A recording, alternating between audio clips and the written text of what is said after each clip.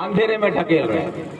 आप लोग साइकिल देख रहे हैं, आप लोग फ्री का राशन देख रहे हैं, लेकिन इन मासूम बच्चों को आपके घर का बाल बच्चा जो है अंगूठा छाप रह जाएगा। वो जिंदगी भर आप ही के तरह कटोरा लेके उसको सड़क पर खड़ा कर दिया जाएगा कि सरकार कब हमको क्या देगा, उसी उम्मीद में आपको जिंदा रहना होगा। आप अपने बल पर कुछ करने लायक आपको नहीं छोड़ा जाएगा।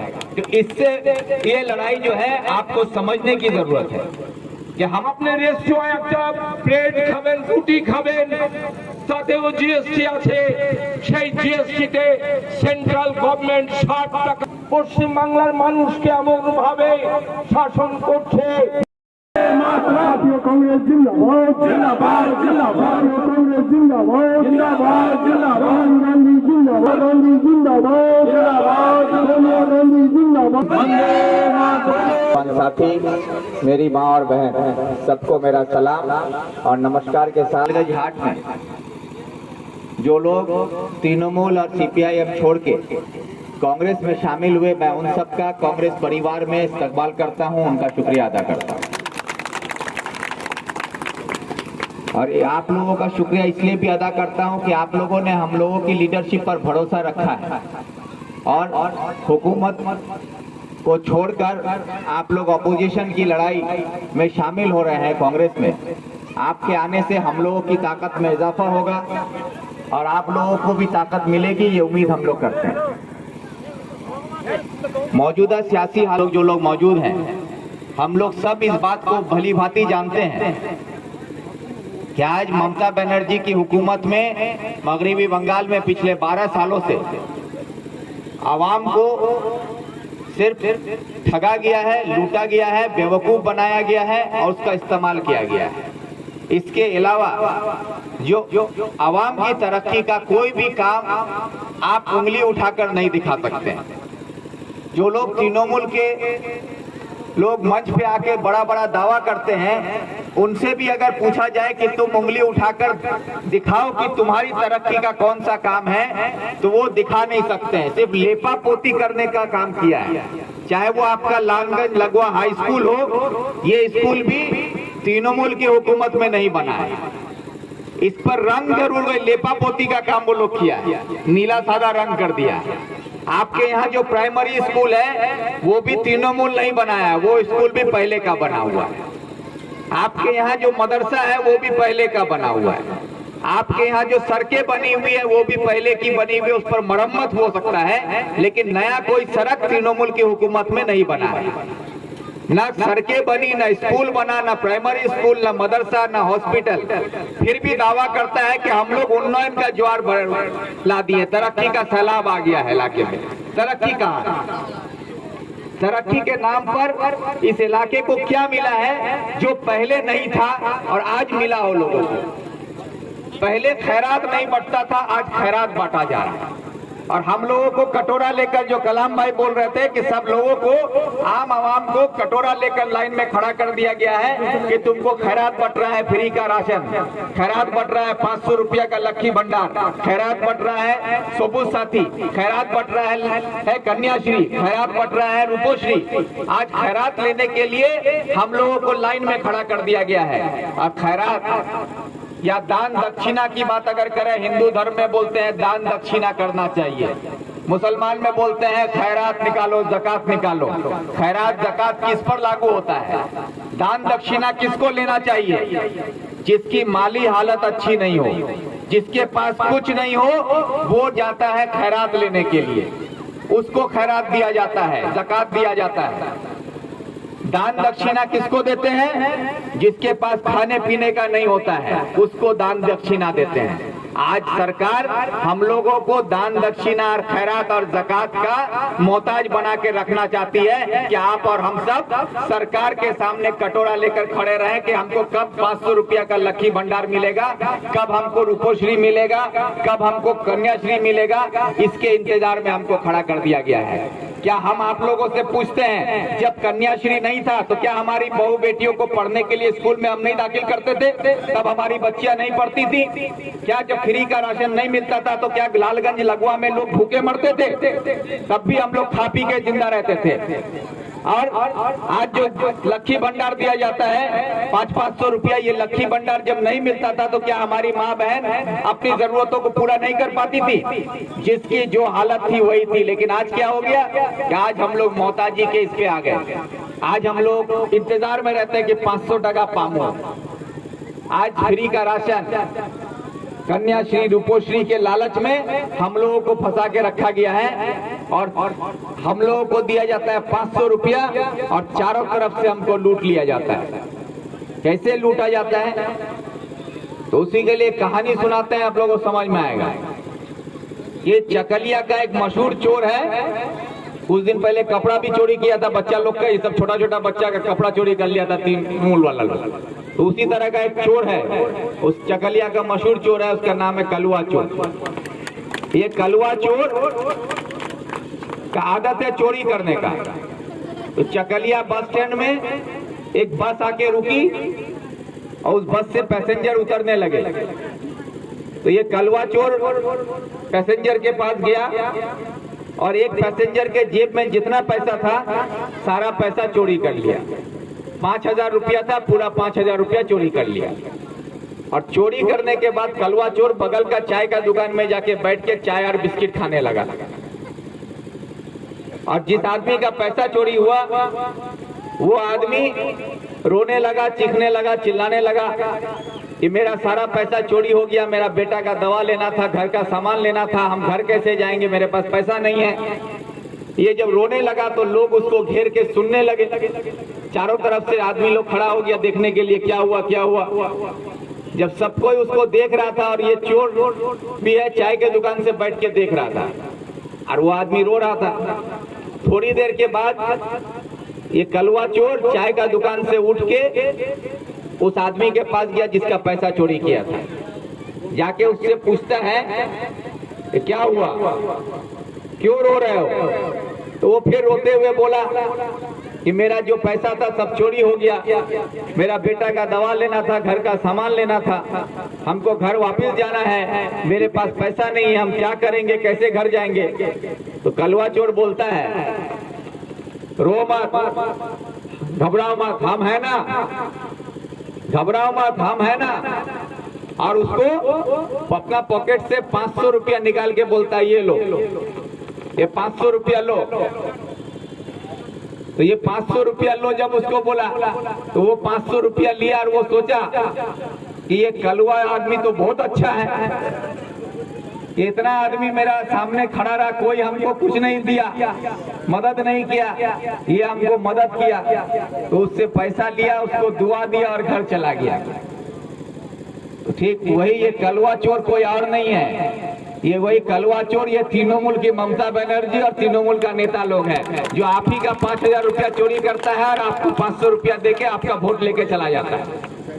तो ये बात को समझना होगा कि ये कलवा चोर जो है तृणमूल में, ये कलवा चोर ऊपर से लेके नीचे तक है। कोई आपका पंचायत का मिट्टी चोरी करता है, कोई आपका ईदगाह का मिट्टी चोरी कर रहा है, कोई कब्रिस्तान का, कोई शमशान घाट का, कोई आपका ग्वाली घर चोरी करता है, कोई आपका इंदिरा आवास चोरी करता है, कोई आपके बच्चों का कपड़ा चोरी करता है। ये सारे चोर जो है ये वही कलवा चोर है। और ये सब चोर आप ही का पैसा चोरी करके आप ही को लक्ष्मी भंडार, आप ही को रूपोश्री, आप ही को सबूत साथी, आप ही को फ्री का राशन में उलझा के रखा हुआ है। आप अगर बोलिएगा कि मोर स्कूल मास्टर की हो तो बोलेगा तीन मास्टर ले की करबो তোর ঘর देख दे तो आदमी 500 टका दीजिए ना, आप चुप हो जाइएगा। आप बोलिएगा मेरा बच्चा का स्कूल का कपड़ा कहाँ गया, बोला वो स्कूल का कपड़ा लेके करबो তোর बच्चा छो जूता दीजिए ना, आप बोलिएगा हाँ जूता पास है। आप अगर कहिए तोर बेटी कन्याश्री दिनों ना, आप सोचिएगा हाँ मिला।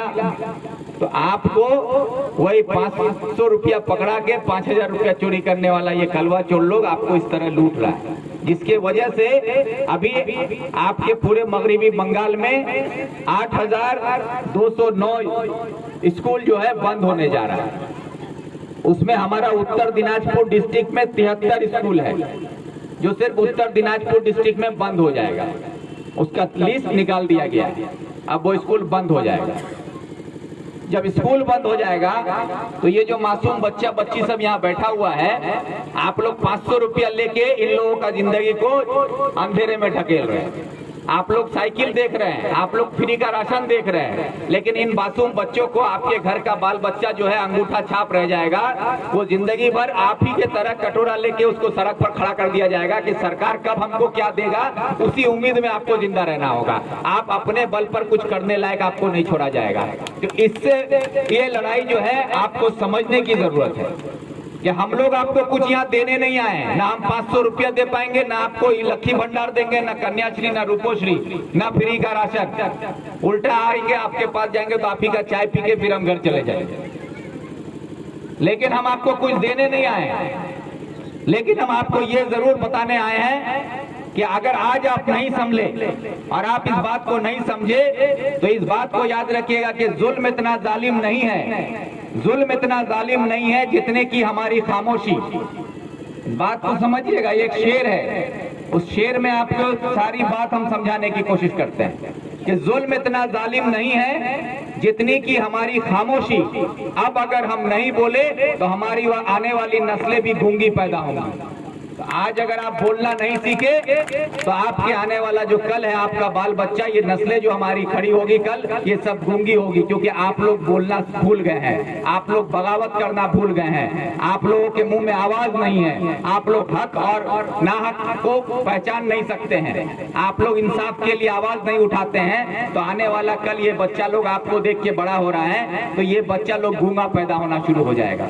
इसलिए अगर चाहते हैं कि समाज में हमारा बच्चा गूंगा पैदा नहीं हो और हक और इंसाफ के साथ समाज में सर उठा के जी सके, तो इसलिए कांग्रेस पार्टी की तरफ से जो नारा दिया जा रहा है कि एक तरफ बीजेपी का जो नफरत का सियासत पूरे हिंदुस्तान में फैलाया गया है, धर्म के नाम पर, जात पात के नाम पर, मंदिर और मस्जिद के नाम पर हम लोगों को बांटा जा रहा है, हिंदू मुसलमान के नाम पर। आज उस नफरत के बीच में राहुल गांधी 3700 किलोमीटर हिंदुस्तान में कन्याकुमारी से कश्मीर तक पैदल यात्रा करके वो पूरे हिंदुस्तान को जोड़ने की बात कर रहे हैं। भारत जोड़ो यात्रा के जरिए वो किसको जोड़ना चाहते हैं? वो आप लोगों को जोड़ना चाहते हैं। वो हिंदुस्तान की मिट्टी को जोड़ने की बात नहीं कर रही, हमारा मिट्टी जुड़ा हुआ है, लेकिन हिंदुस्तान की मिट्टी में रहने वाले हम लोग हिंदू और मुसलमान में बंट चुके हैं। कोई मंदिर और मस्जिद में बंट चुके हैं, कोई गरीब और अमीर में बंट चुका है, पढ़ा लिखा और जाहिल में बंट चुका है, मजदूर और व्यापारी में बंट चुका है।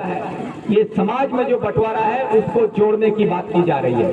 अगर आज राहुल गांधी भारत जोड़ो यात्रा के जरिए जो पैगाम पूरे हिंदुस्तान को देना चाहते हैं, जिसके लिए अकेले एक शख्स 3700 किलोमीटर का सफर कई महीनों तक चल के कन्याकुमारी से कश्मीर तक का सफर तय करते हुए, बरसात में, गर्मी में, ठंडा में सफर तय करते हुए, आगे बढ़ते हुए ये पैगाम देने की कोशिश की है कि हम लोगों को भारत को जोड़ना होगा। भारत जोड़ने का मतलब क्या है? हिंदू मुसलमान को जोड़ना होगा, गरीब और अमीर को जुड़ना होगा, बेकार नौजवानों को और व्यापारियों को जुड़ना होगा, किसान मजदूर को जुड़ना होगा, हमारी माँ बहनों को जुड़ना होगा, हमको आपको जुड़ना होगा। हम सब जब जुड़ के एक से कंधे से कंधा मिलाकर, हाथ से हाथ मिलाकर इस देश की लड़ाई में आगे बढ़ेंगे तो हमारा संविधान बचेगा, हमारा जो डेमोक्रेसी है, जिसको हम प्रजातंत्र कहते हैं, वो बचेगा। और अगर इसको बचा पाएंगे तो देश बचेगा, तो हम बचेंगे, आप बचेंगे, तभी हमारा समाज बचेगा। नहीं तो आप ये सोचिएगा मेरा दुकान, मेरा मकान, मेरा कारोबार, मेरा परिवार, सोच के बैठे रहिएगा कि मेरा दुकान, मेरा मकान, मेरा परिवार बच जाएगा, तो जो नफरत का सियासत मोदी सरकार 2014 से इस देश में खेल रही है, उसका असर हमारे लगवा घाट में भी आएगा। और लगवा लालगंज कोई बचने वाला नहीं है इससे।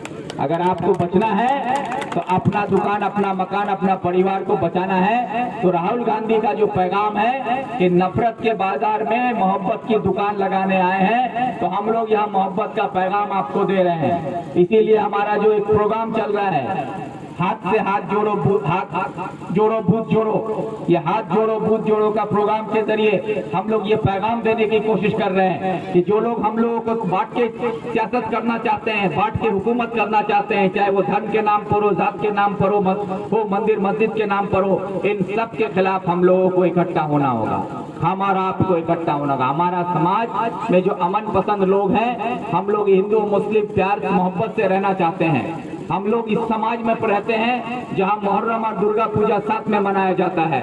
हम लोग ऐसे जगह पे रहते हैं जहां ईद और दिवाली एक साथ मनाई जाती है।